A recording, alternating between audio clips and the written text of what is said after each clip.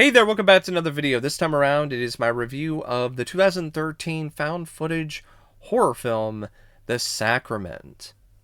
Now, The Sacrament is an interesting movie.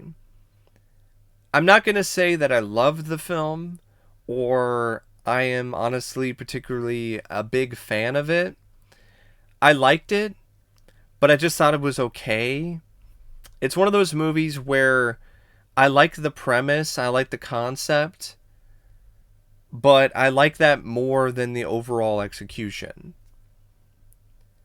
It's written and directed by Ty West, and this is clearly heavily influenced by the real life Jonestown Massacre. The infamous massacre in Jonestown that involved the enigmatic cult leader in Jim Jones that led to the term "don't drink the Kool-Aid." And that story is so much more compelling and powerful and strong than this movie is. There are some moments where this film has some visceral scenes that do make you tense up and do provide some real horror. But I've seen documentaries that cover the actual Jonestown Massacre, and the real thing, when you see the real thing, this fake exploitation stuff just doesn't really hold a candle to it.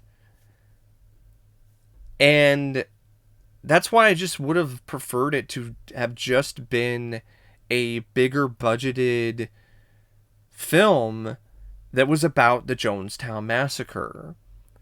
There have been other movies that have dealt with the Jonestown Massacre, but they were similarly like this, where it was just more of an exploitation film than anything else, like Guyana, Cult of the Damned, and I think there was one other one. I just would have liked to have seen a bigger budgeted, more dramatic approach to the Jonestown Massacre, where you get to know the people who were members of the cult more, where you get to really understand why Jim Jones was a figure that so many people were drawn to the point of obsession, and and of course the media frenzy and all the other stuff that ensued, because in the actual Jonestown Massacre, like, you had reporters that were in the thick of all of this. I'm still stunned we don't have a big budget Jonestown Massacre movie with an all-star cast. I'm really stunned that we haven't had that yet. And what you have here, it's fine, but it just doesn't have the same impact. The fake Jonestown Massacre just doesn't really stick with me as much.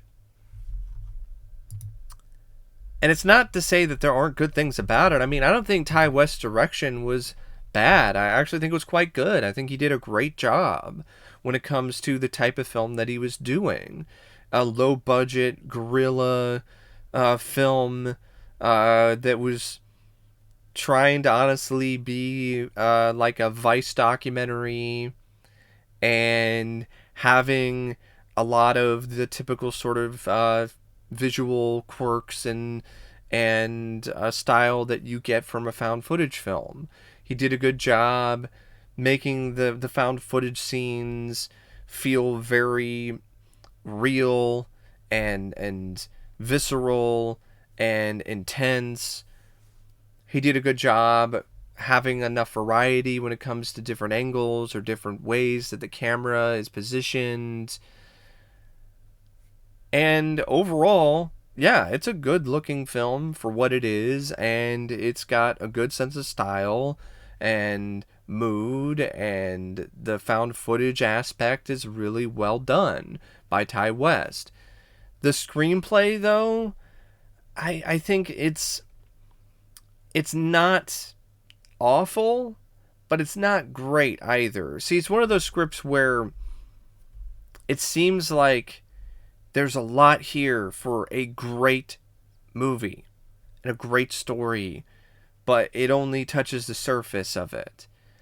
And I get why it does that, because it's trying to be a faster paced kind of film. And I think in some ways that does benefit the story and benefits the movie. But I just really came away from it just wanting more depth. Wanting more depth from some of these characters who are a part of the documentary crew, or the brother who's brought in, who's going to this camp to meet his sister. Specifically, I wanted more about the cult leader guy. It didn't really seem like there was really a whole lot of depth with him. And I really felt that that was a missed opportunity. I wanted to get a little bit more about the people who were staying there. Like, it does give you a little bit, it gives you a taste of that, and that's fine. But it leaves you wanting more, at least for me personally. And I get why they're doing that, because it's to really help the film's pacing, and it does work. It really does help the film be a little bit more streamlined, a little bit more punchy. But at the very least, just having more with the cult leader, that really would have helped the film for me. Because the cult leader guy didn't really have as much of an impact as the real life Jim Jones, for instance, or some of these other cult leaders in other movies. Like, the performer did a good job, but the way that he was written, he just had a few scenes, and then it seemed like he just shot himself. Like, he had a few scenes, did all right, then killed himself, and then it was like, okay, all right.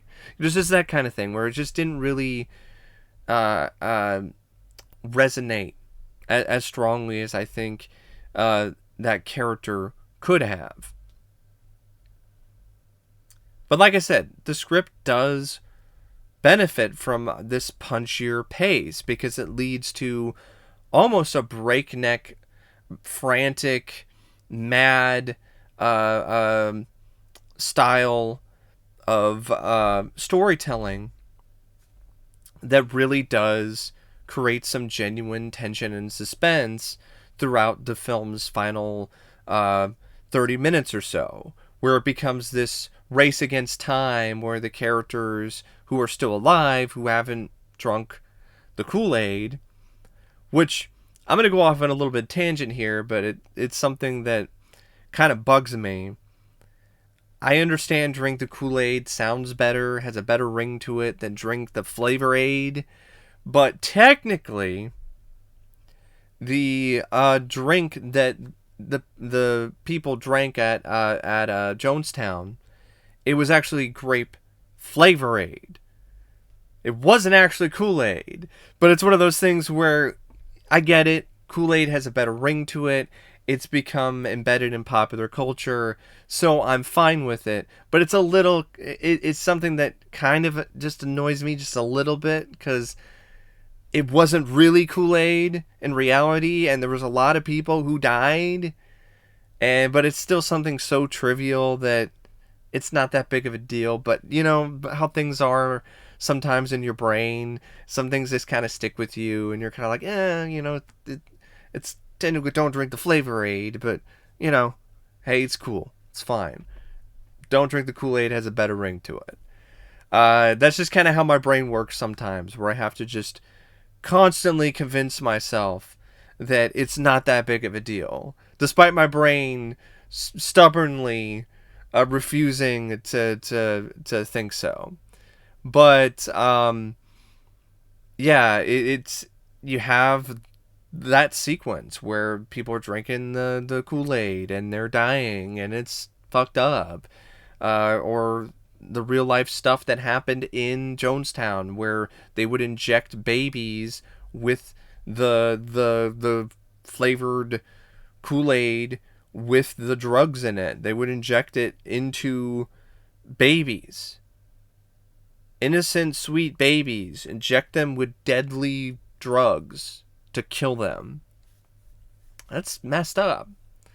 And there's a pretty harrowing sequence involving brother and sister where the brother character is taken by his sister, tied up, and she's bought into her cult leader's madness. And instead of her taking the drugs, she gives her brother the drugs. She injects him with the drugs against his will. And you feel for the guy. You really do, because he's like tied up. He can't do anything. He's helpless. His own sister is committing to kill him.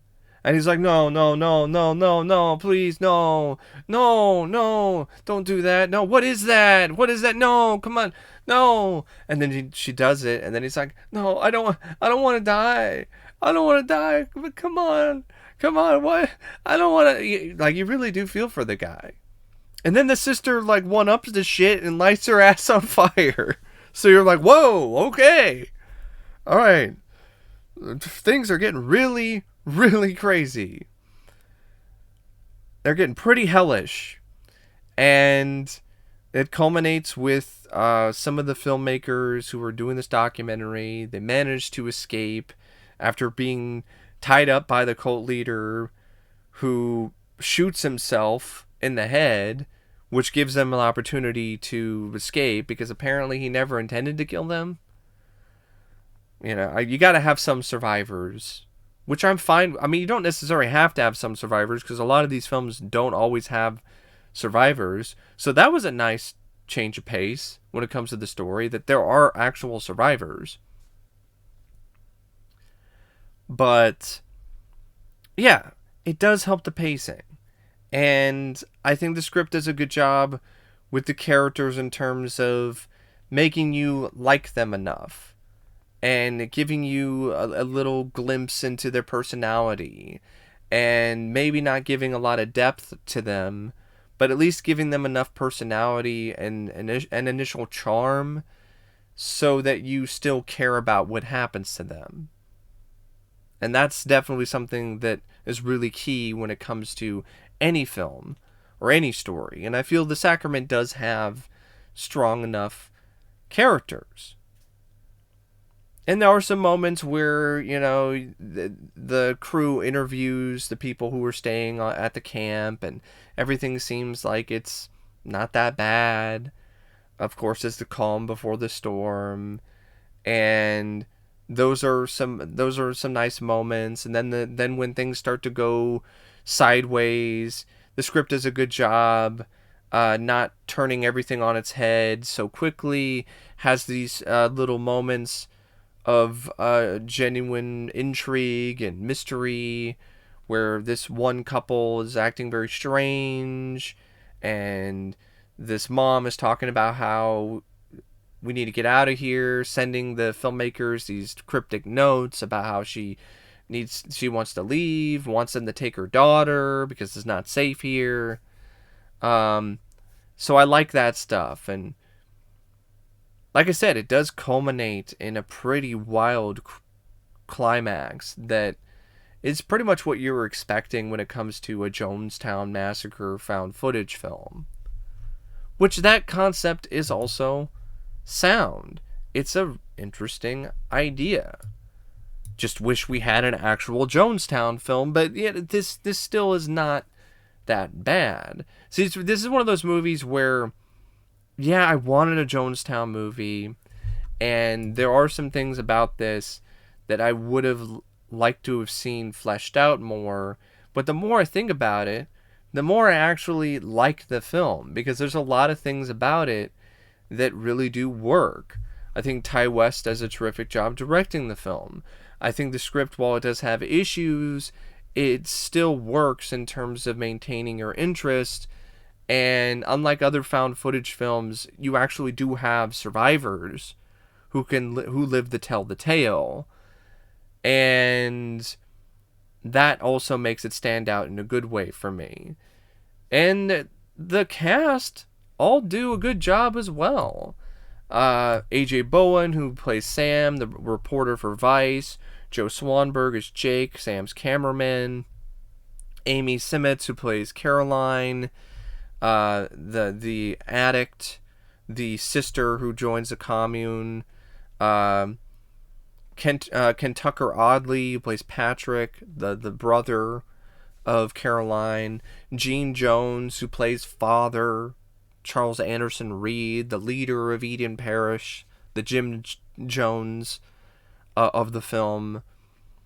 You also have a few other actors and actresses who play the different members of the commune, but really the main cast is the Vice guys, Caroline and Patrick, and of course Father. And the main cast really did a wonderful job in terms of playing their roles in a way where they felt like real people, which is what you want when you're trying to create a more visceral, real impact for a found footage film. Like I bought that these were real people and they weren't just acting, they weren't just playing a role. That's why, especially in Gene Jones's case, I wanted more from that character. I wanted more moments in the film where Gene Jones could really sink his teeth into the role and really shine even brighter, because the few scenes that he's in, he is chilling. He does a really good job playing this crazy cult leader, and you can buy why people are drawn to him as a sympathetic and kind figure, but you can also buy why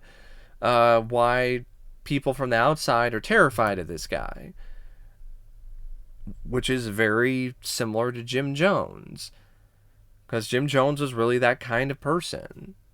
When you listen to Jim Jones speak, when you see footage of Jim Jones, you totally got why he had this presence about him that just drew so many people to him and led to so many people being willing to die for him. And I got the same vibe from Gene Jones. Now, the film also features some cinematography by Eric Robbins, and it's also edited by Ty West, who did a really a solid job editing the film, because it's a found footage movie, so there's a lot of scenes that had to be cut together in ways that had to flow somewhat naturally without appearing to be too choppy. I've seen a lot of found footage films, not as many as my friends have seen or others, but I've seen a fair amount, and there's a lot of times where the editing is a serious negative because it's too choppy, it's too all over the place, and it makes it so it's hard to follow. And that's not the case here. It's very seamless, very solid in that regard. So Ty West did a really good job with three facets of the film. He directed, he wrote it, and he edited it. The film also features a score by Tyler Bates, but the score is just, it's fine, but it's nothing really that strong on its own. Like, a lot of it's atmosphere, a lot of it's there to build mood. There really isn't a whole lot in terms of the score that really is going to stick with you.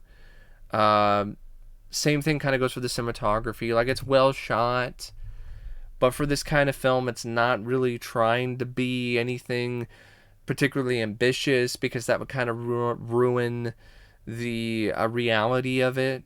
It's trying to be more visceral, more real, like real found footage, and when you do that, you're not really going to have a lot of moments with the cinematography where it's going to be shot in a way that is more dazzling when it comes to the visuals. I will say this, though, when it comes to the direction, the film does have moments where it looks cheap, but that's because of the fact that it is a fairly cheap movie. But there are some moments where it definitely does look like a cheaper, low-budget affair. And then there's other scenes where it breaks the immersion of the found footage because it starts using camera angles and other stuff that really would not work in a found footage setup. So that's something that is a bit jarring at times, but it's not as jarring as other films that have done the same sort of thing.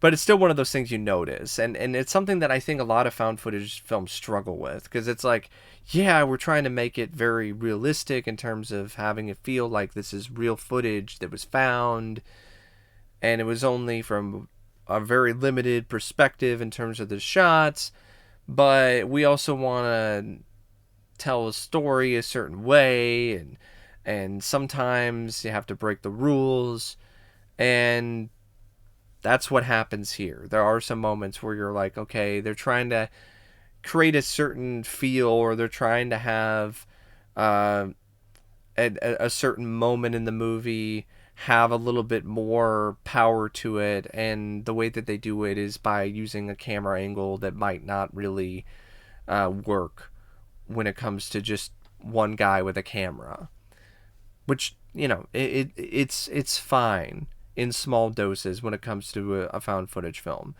But preferably, I would like it if there just weren't barely any of those moments, or at least the moments where it seems like it's a little bit more or less obvious. Because, for instance, like someone like the Blair Witch Project or the Tunnel or somebody, or even As Above, So Below, I didn't really notice a lot of moments where I was like, yeah, that's a little bit more traditionally cinematic and straightforward in terms of the camera work. This is almost like a multi-camera setup, or this is from an angle that you just can't do otherwise. But it wasn't chock full of those moments. So at the end of the day, it's still relatively, honestly, a nitpick. I just gotta be honest to myself. So I'm not gonna knock the film too hard for those moments. Overall, it also goes by at a decent enough pace, although there are some moments a little bit in the middle where it it slowed down a little bit too much for me. But then it picked up pretty quickly after that, so it really wasn't consistently stuck in a rut, so to speak. But yeah, overall, I did like the movie. I liked it more than initially I thought I did when I started to record this video, because I was just going through all the different thoughts in my head, and there were just so many things about it that I legitimately liked. So, yeah, I would say it's a good film. Could have been great, but it was still good, and I would recommend it. And I would also recommend checking out documentaries on the Jonestown Massacre if you are intrigued about the real story that inspired the Sacrament. But anyway, thank you for watching my review, and as always, I'll see you later. See ya.